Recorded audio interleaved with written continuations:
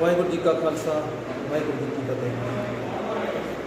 अज United Sikh international USA ਅਤੇ जम्मू कश्मीर खालसा दल team district Kathua तो ऑक्सीजन सेंटर का जो असी अज ओपनिंग कर रहे हैं। असी ये दसना चाहते हाँ कि पिछले साल जो करोना की फस्ट वेव आई सी उसने भी बहुत बुरी तबाही की सी और जो सैकेंड वेव के विचों असी हुणे जस्ट निकले ही हाँ। तो तीजी वेव की जो तैयारी है यूनाइटेड सिख और जम्मू कश्मीर खालसा दल टीम ने उहदे नाल लड़न वास्ते उहदे नाल जूझण वास्ते असी जो सेवा है सेवा स्टार्ट कर दी है। ऑक्सीजन सेंटर जो है वो असी शुरू कर दिता है। अही डिस्ट्रिक्ट कठुआ की एडमिनिस्ट्रेशन को भी रिक्वेस्ट करांगे कि जदों कते भी उन्होंने साडी जरूरत पैंदी है असी तैयार पर तैयार उन्होंने सेवा के लिए खड़े हाँ, कठुए के लिए खड़े हाँ, पब्लिक वास्ते खड़े हाँ। वाहिगुरू जी का खालसा वाहिगुरू जी की फतेह।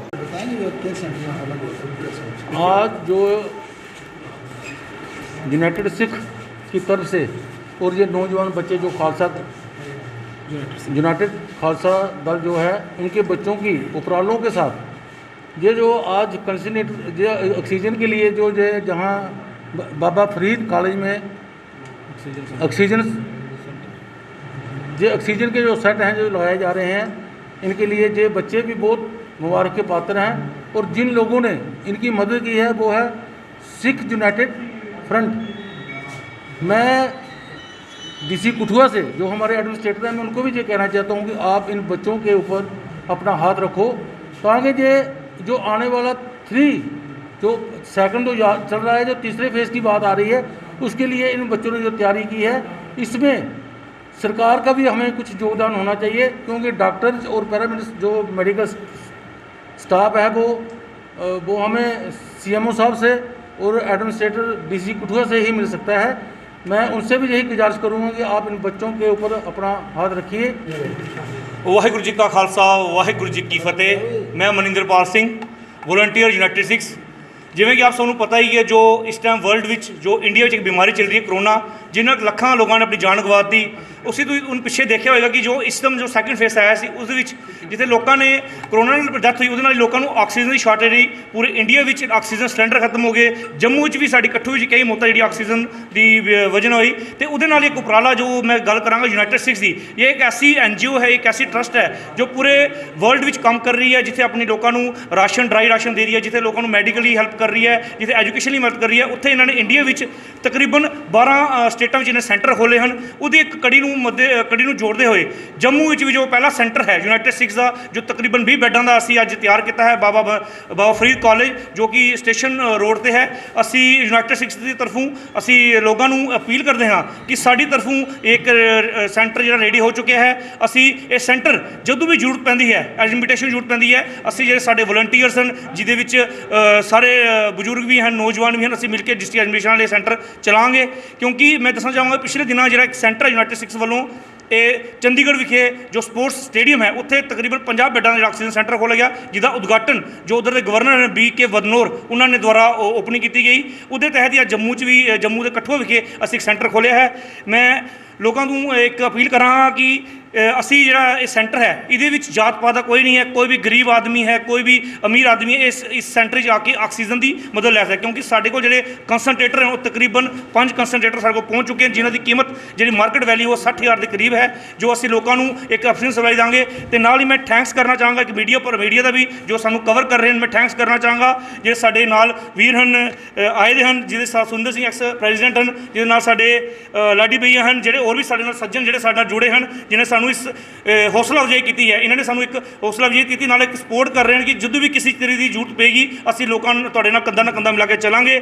ਤੇ ਮੈਂ ਆਪਣੇ ਵਲੰਟੀਅਰ ਹੋਣ ਦੇ ਨਾਤੇ ਇੱਕ ਅਪੀਲ ਵੀ ਕਰਨਾ ਹਾਂ ਕਠੂਆ ਦੀ ਜੋ ਲੋਕ ਹਨ ਉਹਨਾਂ ਨੂੰ ਅਪੀਲ ਕਰਦਾ ਹਾਂ ਕਿ ਤੁਹਾਨੂੰ ਪਤਾ ਹੈ ਕਿ ਆਉਣ ਦੇ ਟਾਈਮ ਹੀ ਜਿਹੜਾ ਇਹ ਕਰੋਨਾ ਹੈ ਸ਼ਾਇਦ ਭਗਵਾਨ ਅਸੀਂ ਰੱਬ ਅੱਗੇ ਅਰਦਾਸ ਕਰਦੇ ਹਾਂ ਕਿ 3rd ਸਟੇਜ 'ਤੇ ਐਂਟਰ ਨਾ ਹੋਏ। ਅਗਰ ਐਂਟਰ ਕਰਦੀ ਹੈ ਅਸੀਂ ਲੋਕਾਂ ਦੀ ਸੇਵਾ ਜਿਹੜੀ ਮਦਦ ਹੈ ਉਹ ਇਸੇ ਤਰੀਕੇ ਨਾਲ ਕਰਨੀ ਹੈ, ਅਸੀਂ ਲੋਕਾਂ ਦੀ ਪਰਸਨਲੀ ਮਦਦ ਕਰਨੀ ਹੈ। ਉਹਦੇ ਵਿੱਚ ਸਾਡੇ ਨਾਲ ਲੋਕ ਜੁੜਨ ਜੋ ਆਪਣੀ ਸੇਵਾ ਦੇਣਾ ਚਾਹੁੰਦੇ ਹਨ, ਉਹ ਭਾਵੇਂ ਪੈਸੇ ਹੀ ਨਾ ਹੋਏ, ਭਾਵੇਂ ਸਾਨੂੰ ਹੱਥ ਨਾਲ ਹੱਥ ਮਿਲਾ ਕੇ ਚੱਲਣ, ਜਿਹਦੇ 'ਚ ਅਸੀਂ ਮੈਡੀਕਲੀ ਵੀ ਲੋਕਾਂ ਨੂੰ ਸਪੋਰਟ ਕਰਾਂਗੇ। ਤੇ ਮੈਂ ਵਾਪਸ ਇੱਕ ਵਾਰੀ ਮੀਡੀਆ ਦਾ, ਆਪਣੇ ਲੋਕਲ ਭਰਾਵਾਂ ਦਾ ਤੇ ਯੂਨਾਈਟਿਡ ਸਿੱਖ ਤਰਫੋਂ ਸਾਰਿਆਂ ਦਾ ਧੰਨਵਾਦ ਕਰਦਾ। ਤੇ ਜਿਹੜਾ ਸੈਂਟਰ ਹੈ ਸਾਡਾ ਤਕਰੀਬਨ 20 ਬੈਡਾਂ ਦਾ ਅੱਜ ਰੈਡੀ ਹੋ ਚੁੱਕਿਆ ਹੈ, ਅੱਜ ਇਹਦਾ ਓਪਨਿੰਗ ਹੋ ਚੁੱਕੀ ਹੈ। ਵਾਹਿਗੁਰੂ ਜੀ ਕਾ ਖਾਲਸਾ, ਵਾਹਿਗੁਰੂ ਜੀ ਕੀ फतेह। जैसे हम सब लोगों को पता है जब भी देश में कोई त्रासदी आती है, दुनिया में कोई त्रासदी आती है, तो सेवा के लिए जो नाम सबसे पहले आता है आगे वो है सिख। सिखों की ये हिस्ट्री रही है कि शुरू से इन लोगों ने जब भी कोई सेवा, जब भी कोई ज़रूरत पड़ी, देश को विदेशों में कभी कोई त्रासदी आई तो इन लोगों ने बढ़ चढ़ कर उसमें भाग लिया है। उसी कड़ी को आगे बढ़ाते हुए यूनाइटेड सिख ने ये कठुआ में भी एक सेंटर खोला है, जो कि कठुआ के सौरभ जी ने, सुरेंद्र सिंह जी ने, बलजीत जी ने, कि इन लोगों ने मिलकर इस सेंटर को खोला है। और ये आज से ये एडमिनिस्ट्रेशन को ये समर्पित है कि एडमिनिस्ट्रेशन जैसे भी चाहे, जब भी चाहे इसका इस्तेमाल कर सकती है, क्योंकि सबको पता है कि 3rd वेव आने ही वाली है। मैं नहीं कहता कि नहीं आएगी, लेकिन जैसा कि टीवी में जो मीडिया में जो बताया जा रहा है 3rd वेव आने वाली है, तो उसकी तैयारी आज से ही शुरू करनी चाहिए। एडमिनिस्ट्रेशन भी चाहे उसको भी करनी चाहिए। बच्चों के लिए इस बार तैयारी करने की ज़्यादा ज़रूरत है। जैसे कि आपको पता है कि इस बार बच्चों को वैक्सीनेशन बच्चों की ही नहीं हुई है, तो जैसा कहा जा रहा है कि बच्चों को ज़्यादा ज़रूरत पड़ेगी। तो मैं तो ईश्वर से प्रार्थना करता हूँ कि एक भी बच्चा बीमार ना हो इस बीमारी से। लेकिन जैसा कि कह रहे हैं अगर कोई ऐसी ज़रूरत है तो उसके लिए हम बच्चों के लिए भी एक सेंटर बनाएंगे ताकि बच्चे भी इसमें रह सकें, बच्चों का भी इलाज हो सके। तो ये माइल्ड से जो नॉर्मल से माइल्ड जो पेशेंट है वो यहाँ पे आके ऑक्सीजन का अपना जो जिसको ऑक्सीजन की ज़रूरत पड़ती है वो यहाँ पे आके हमसे पूरा इलाज करा सकता है। और साथ में यूनाइटेड सिख ने ये भी इंतज़ाम किया है कि अगर यहाँ पे पेशेंट जैसे 10 से ज़्यादा पेशेंट हो जाते हैं तो यहाँ खाने का इंतज़ाम भी यूनाइटेड सिख की तरफ से ही किया जाएगा। तो मैं बड़ा धन्यवादी हूँ यूनाइटेड सिख का, जिन्होंने मुझे भी बुलाया, यहाँ मुझे भी इसमें शामिल किया। मैं भी इनके साथ हूँ, कठुआ के सब लोग इनके साथ हैं। मैं इनको विश्वास दिलाना चाहता हूँ कि कठुआ के सारे नागरिक इनके साथ हैं, ये भी नागरिकों के साथ हैं, नागरिक भी इनके साथ हैं। तो बहुत बहुत धन्यवाद इनका, बहुत अच्छी बात है। आपको मेरी शुभकामनाएं।